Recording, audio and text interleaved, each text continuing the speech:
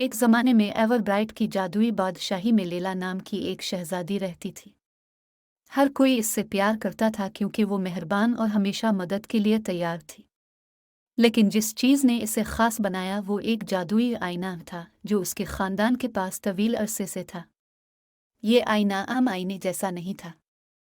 ये छपी हुई चीज़ों को दिखा सकता है और यहाँ तक कि किसी को मुख्तलिफ दुनियाओं में ले जा सकता है।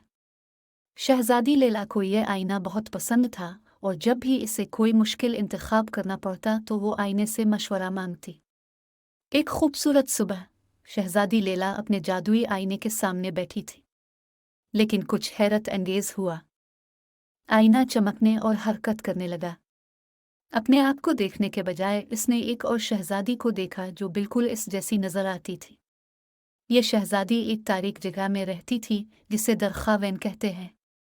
मुतजस्सिस और थोड़ा सा खौफ महसूस करते हुए लैला ने आईने को छुआ और अचानक वो दरखावेन में थी। ये उसकी दुनिया की तरह ही थी, लेकिन अजीब और सायेदार भी। ये गैर मुतवक्के सफ़र मानूस और मुख्तलिफ चीज़ों का मुरकब था। इस जादुई दुनिया में शहज़ादी लैला की मुलाकात एक और लैला से हुई जो दरखावेन नामी जगह पर एक शहज़ादी थी। अगरचे वो बिल्कुल एक जैसे नज़र आते थे, लेकिन उनकी सल्तनतें बहुत मुख्तलिफ थीं। लैला की बादशाही एवरब्राइट खुश और मेहरबान थी, लेकिन दारुकावैन के पास वसाइल की कमी थी और उस पर एक बेरहम शहज़ादी लैला की हुक्मरानी थी। दो शहज़ादियों एवरब्राइट से लैला और दारुकावैन से लैला ने जगह बदलने का फैसला किया। ये इन दोनों और उनकी सल्तनतों के लिए एक बड़ी तब्दीली थी। एवरब्राइट लैला, जिसे प्यार करने की आदत थी, अब उसे दरखावेन की हुक्मरानी के चैलेंजों का सामना करना पड़ा, जहां कम वसाइल हैं। दूसरी तरफ डार्क हेवन लैला, जिसने ज़्यादा मुश्किल माहौल में हुक्मरानी की, को एवरब्राइट की क़ियादत करने का मौका मिला, जो एक खुशकुन और मेहरबान रियासत है। इस स्विच ने नए चैलेंजेस लाए और उन्हें उनकी जिम्मेदारियों के बारे में कीमती सबक सिखाया। उन्होंने बहुत से चैलेंजों का सामना किया, जिन्होंने उन्हें रहनुमा बनने और दूसरों को समझने के बारे में अहम चीज़ें सिखाएं।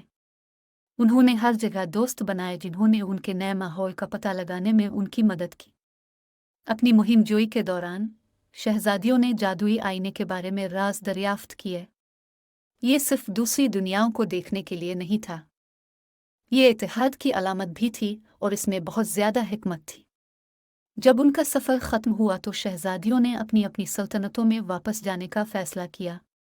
वो अपने बनाए हुए दोस्तों और सीखी हुई चीज़ों के लिए शुक्रगुजार थे।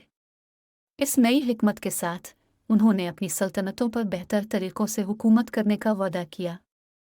जब उन्होंने दोबारा आईने को छुआ तो शहजादियां अपनी अपनी सल्तनतों में वापस चली गई। इस बार वो लीडर बनने के बारे में वाकई अच्छी समझ के साथ वापस आए।